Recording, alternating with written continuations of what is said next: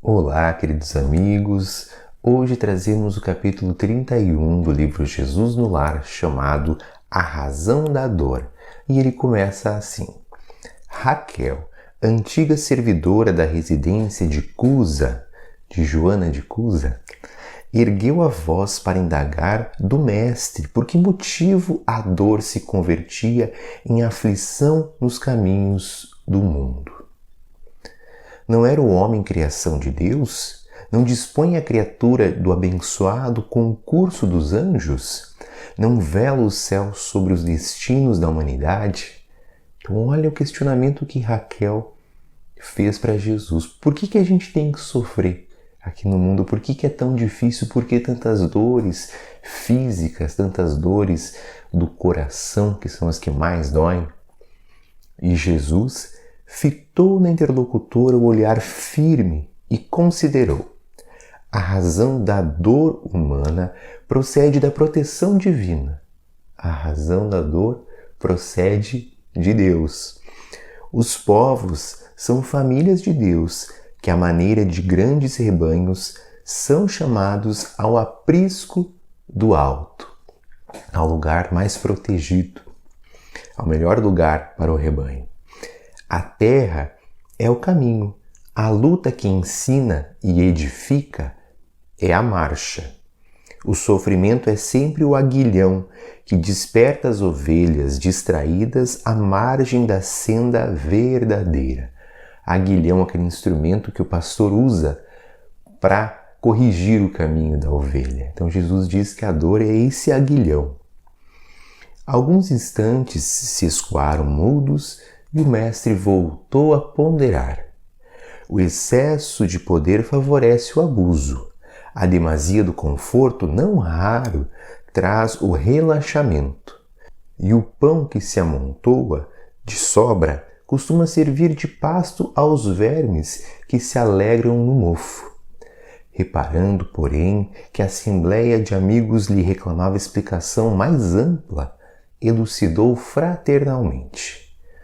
Um anjo, por ordem do Eterno Pai, tomou a própria conta a um homem comum, desde o nascimento. Ensinou-lhe a alimentar-se, a mover os membros e os músculos, a sorrir, a repousar e a asilar-se nos braços maternos. Sem afastar-se do prodígio dia e noite, deu-lhe as primeiras lições de palavra e em seguida orientou-lhe os impulsos novos, favorecendo-lhe o ensejo de aprender a raciocinar, a ler, a escrever e a contar. Afastava-se, hora a hora, de influências perniciosas ou mortíferas, de espíritos infelizes que o arrebatariam, por certo, para o sorvedouro da morte, soprando-lhe ao pensamento ideias iluminadas aos clarões do infinito bem. Através de 1000 modos de socorro imperceptíveis, garantiu-lhe a saúde e o equilíbrio do corpo. Dava-lhe medicamentos invisíveis por intermédio do ar e da água, da vestimenta e das plantas.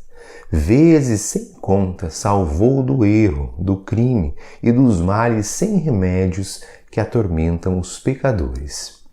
Ao amanhecer, o pajem celestial acorria atento, preparando-lhe o dia calmo e proveitoso, defendendo-lhe a respiração, a alimentação e o pensamento, vigiando-lhe os passos com amor para melhor preservar-lhe os dons. Ao anoitecer, postava-se-lhe à cabeceira, amparando-lhe o corpo contra o ataque de gênios infernais, aguardando-o com materno cuidado para as doces instruções espirituais no momento do sono. No transcurso da vida, guiou-lhe os ideais, auxiliou-o a selecionar as emoções e a situar-lhe em trabalho digno e respeitável. Clareou-lhe o cérebro jovem, influenciou-lhe entusiasmo santo rumo à vida superior. E estimulou-o a formar um reino de santificação e serviço, progresso e aperfeiçoamento num lar. O homem, todavia, que nunca se lembrara de agradecer as bênçãos que o cercavam, fez-se orgulhoso e cruel diante dos interesses alheios.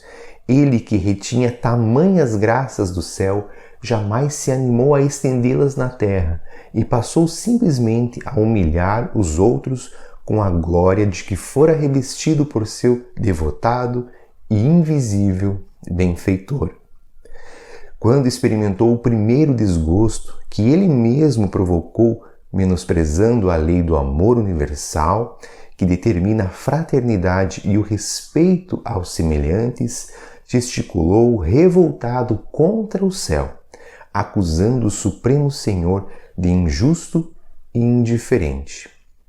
Aflito, o anjo guardião procurava levantar-lhe o ideal de bondade, quando um anjo maior se aproximou dele e ordenou que o primeiro dissabor do tutelado endurecido por excesso de regalias se convertesse em aflição. Rolando mentalmente de aflição em aflição, o homem começou a recolher os valores da paciência, da humildade, do amor e da paz com todos, fazendo-se então precioso colaborador do Pai na criação. Fim da história. Esperou Jesus que Raquel expusesse alguma dúvida, mas, emudecendo a servidora, dominada pela meditação que os ensinamentos da noite lhe sugeriam, o culto da Boa Nova foi encerrado com ardente oração de júbilo indefinível. Neste belo capítulo, Jesus nos fala da necessidade que nós ainda temos da dor, do sofrimento, como instrumento divino para corrigir o nosso comportamento. E ele traz o exemplo, faz analogia com o pastor que utiliza do aguilhão, do instrumento, para trazer a ovelha para de volta do caminho seguro, do caminho que é o nosso caminho seguro, seria o caminho do nosso progresso espiritual, quando nós buscamos cumprir as leis divinas, que estão gravadas na nossa consciência, como nos trazem os Espíritos no Livro dos Espíritos. E é muito importante nós observarmos que Jesus utiliza neste capítulo de uma história, onde ele diz de uma pessoa que tinha um anjo protetor enviado por Deus. E nós de fato temos um anjo da guarda, um espírito evoluído que nos protege e nos acompanha desde antes do nosso nascimento e nos acompanha durante toda a nossa existência física. E ele faz tudo aquilo que Jesus narra naquela história. Ele prepara o nosso dia, nos acompanha durante a noite, nos protege, nos auxilia de múltiplas formas, com um amor muito intenso, com um cuidado muito precioso, auxiliando na nossa alimentação, no nosso ar, no nosso dia a dia. E ele é realmente um companheiro divino que nós necessitamos, aqui na Terra. E, por vezes, esse espírito protetor, esse anjo da guarda, precisa nos enviar a dor, precisa permitir ali que nós passemos por experiências desafiadoras, dolorosas, para progredir, porque nós temos também o nosso livre-arbítrio, temos também o nosso poder de realização. E é importante nós reconhecermos, agradecermos por todo este amparo. E quando a dor nos visitar, que nós possamos olhar de forma carinhosa para ela e perceber o que ela está nos convidando a fazer com nós mesmos e com os outros, quais convites a vida está nos trazendo para o que nós precisamos corrigir em nosso coração, em nós mesmos, por meio da dor, da bendita dor. Que Jesus nos abençoe e até o nosso próximo encontro.